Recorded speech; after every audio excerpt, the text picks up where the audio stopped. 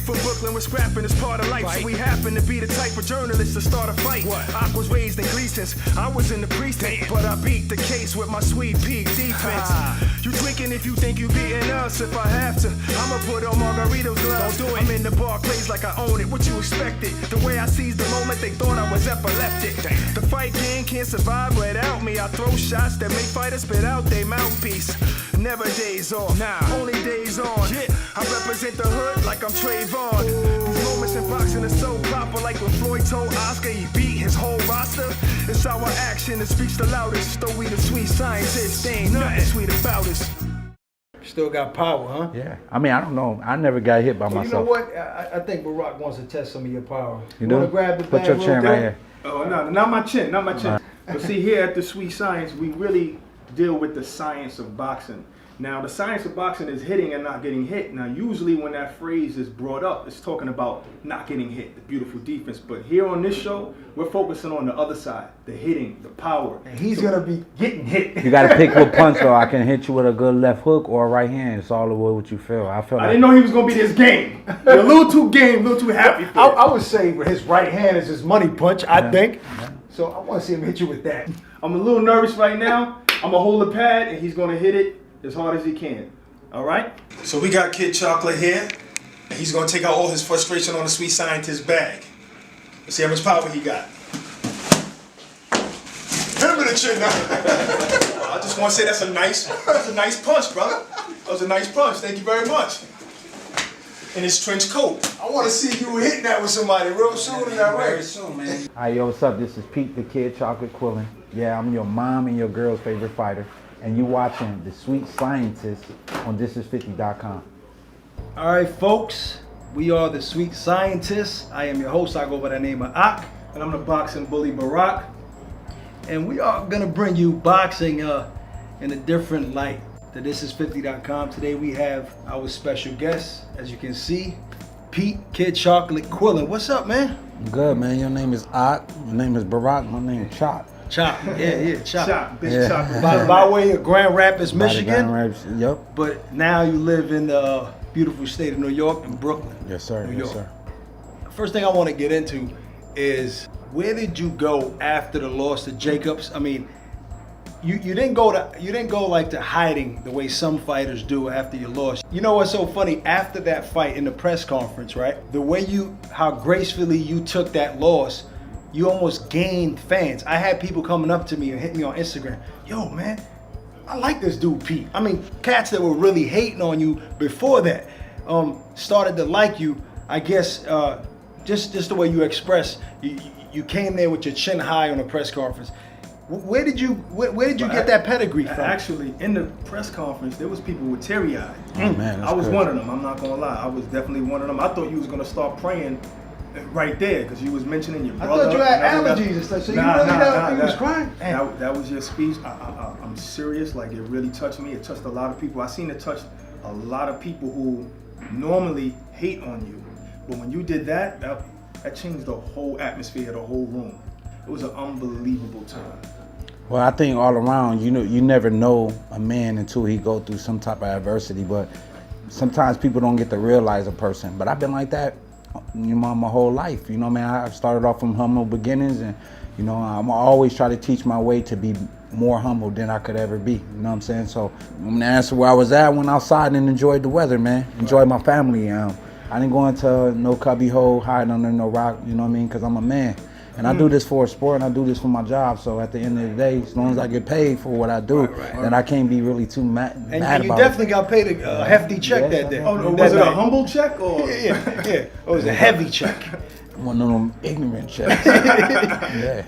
I mean, does that happen after the fight? I know you have to see the doctor, then you got to see the commission, piss in a cup, make sure you're not on no HGH and stuff like that, and then they hand you the check after you pass all them tests? No, usually they be looking for you right away to give you your check. You know what I'm saying, man? Depending on the promoter, they ain't looking for you to give your check. Well, since Al Heyman, I don't think he had any issues. We ain't got none of them problems. No. So do you look for the person? Who is it from the PBC camp that hands this check? I don't know. I just know that they give it to me. I'm trying to look for that person. Next time we at the fight. They just give me my check, and I'm gracious and I'm humble about it, and I'm thankful.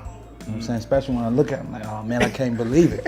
You put it in your bag, zip your bag up. Sometimes it depends. Good, you trust him. Yeah. Cause Kelly Pavick had that story one day where he lost his check. Really? Yeah. He lost a big check in Atlantic City.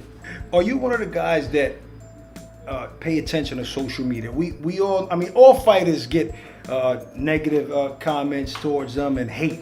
So I call it hate. Do you pay attention to that? Does it get to you?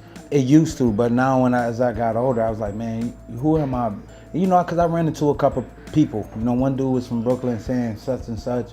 And, you know, I moved through Brooklyn. So I called somebody, you know this person? They found out who it was. Got the dude's number. You know what I'm saying? And no, I just gave him a call. It's like, brother, you know what I'm saying? What's good? You know what I mean? Like, you know, do you know me?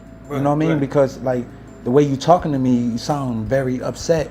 And I seen that it wasn't. He was like, nah, I'm just somebody, it was like a bunch of lies. But I just learned that usually, you know, the internet give a person a way to be more evil than they already are. You know what I'm saying? Right. It gives them a platform. You hear that, internet gangsters? How's it like getting a call from Peter King Chocolate Quillen? Like, what you said again? So it always happens. You know, you see the video with on Deontay Wilder. When he beat up his internet predator. Right. So you know what happened? He had beat up a troll, but guess what happened? It still didn't do nothing because the dude wasn't right in his head. He wasn't right in his head.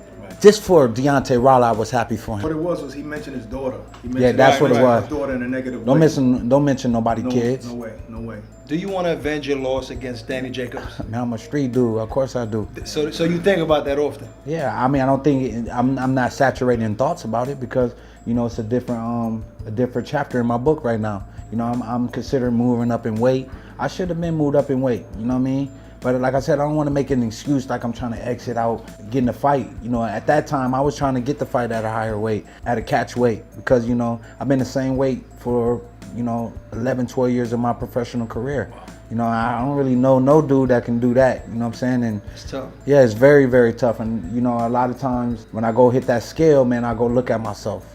And then I see myself in the picture and I go, no lie, I go upstairs and I break down crying. Like, cause I look bad, and I feel bad. Sick. You know what I'm saying? Yeah. When you look bad, you feel bad. It's just all not a good feeling to have. So, you know, like I said, but now I'm in the hands of somebody I know that's going to, you know, work his best to make sure that, you know, when I'm getting in that ring, I'm feeling real good about myself. And who's that? Virgil Hunter. Virgil Hunter. Yeah. Trainer of Andre Ward. Yeah, man. And Andre, man, I'll tell you right now, you know, Andre want to be great. So Virg helps him to get that greatness, but it's already in Andre's heart to get that. So he worked without Virg telling him to do something. I see the dude, he's inspirational to be working next to, and a guy packing his own bag, driving himself to the gym. Do you know how I've been trying to think like a superstar, like having a driver, having somebody pack my bags? You know what I'm saying? Made me humble myself now. So I'm thankful to be in you were doing that. You were guilty of that. I was, because, you know, when you start getting money, you start thinking handicap. It's almost, because there's so much accessible help for you, or it could be help at times, but at sometimes it'd be more stress. So is it safe to say that sometimes when you get a lot of money, the foundation you kind of forget? You see people go crazy off of getting a lot of money. It's hard for people to stay the same, and I think my whole thing was like trying to stay the same, keep what's true inside of me to the front and not lose that. But sometimes you go that way, but you have to get yourself back on track, and that's where I was like. What keeps you that way?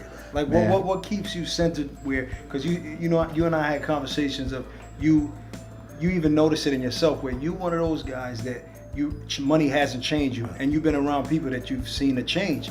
So what is it about you? I mean, I would say God is definitely the one that's the biggest, and I think, you know, for me to come in the game like I wasn't never broke, and I try to play like I'm all this rich boy and all this. You were broke. I was broke. I mean, homeless, sleeping on the trains.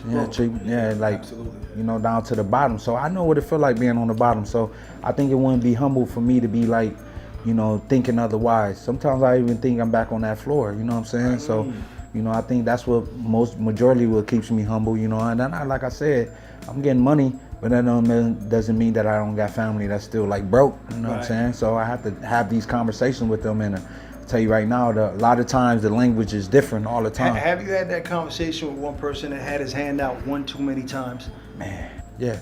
Like I bound a lot of people out of jail, man. You know what I'm saying?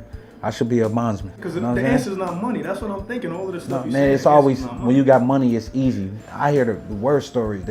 It's everybody gonna come with their best sob story. Right. So on the flip side, what's the craziest thing Kid Chocolate ever did with his money? And you look back and said, why did I do that? Man, I'm looking at my jewelry. I'm looking at my jewelry now. I'm looking at my cars. You know what I'm saying? I'm starting to like ask I got 2 feet.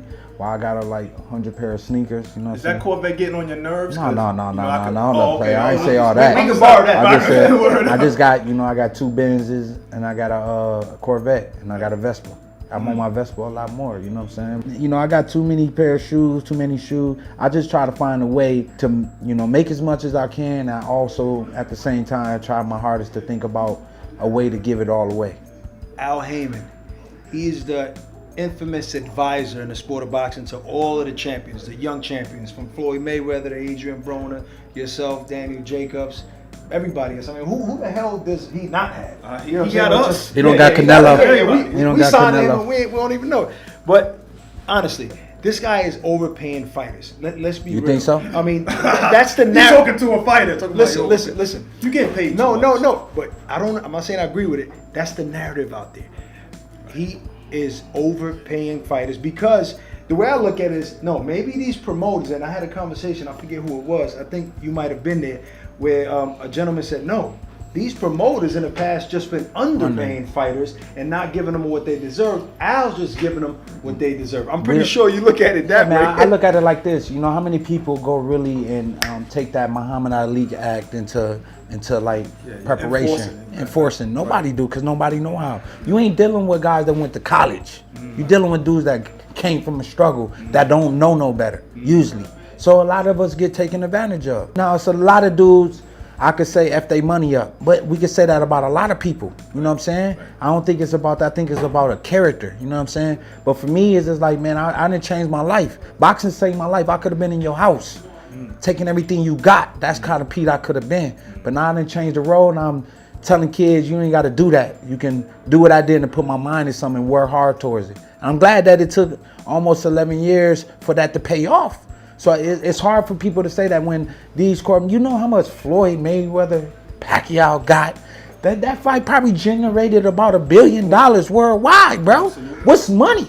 So I want to know what type of cut Al Heyman is getting, Man, for his listen, advisor. I I'm saying don't- from you. For me, I really don't give a shit. So he takes it off the top. I don't know where he's taking this from, but I just know You that like he's the paying check. more. Yeah, it's just like, I'm not gonna complain. Like I know what I was getting paid before, and I know I seen a big difference when Al came in the picture. I seen a big difference. Huge. And everybody Yeah. says that. Yeah, man. Al is a black man. Let's say that Harvard grad, man. You know what I'm saying? Let's just say, he know what he's talking about. You know what I'm saying? And when I talk to Al, man, he's like an inspirational dude. You know what I mean? Because usually I don't have language talks like that with guys that's black on that level. You know what I'm saying? So, Harvard business Yeah, grad. man, Al, can you shoot that number out there? I mean, are you comfortable with that, or what I you got just know. paid And for that listen, last like fight? I said, just like added up, I got over $250,000 worth of jewelry.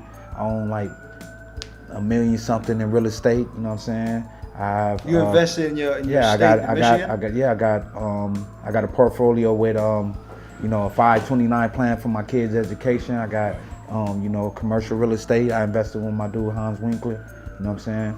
I got a retirement plan for myself in state. You know what I'm saying? And me and my wife got a house in New Jersey. You know what I'm saying? So, y'all can add those numbers up. I just know I tried my hardest to tie up all my money, so when somebody can, hey Pete, man, I need that new scalp, man. Money tied got up. nothing Tired liquid. up, nothing liquid, man. Just I think that's the hardest people for, especially black people, to know is like, in our culture, everybody tell you how to make the money, but nobody ever tell you how to manage that money. You know what I'm saying? How to maintain. That's why you hear a lot of black athletes needing money. It's all the same kind of thing. It's always the sad story, man.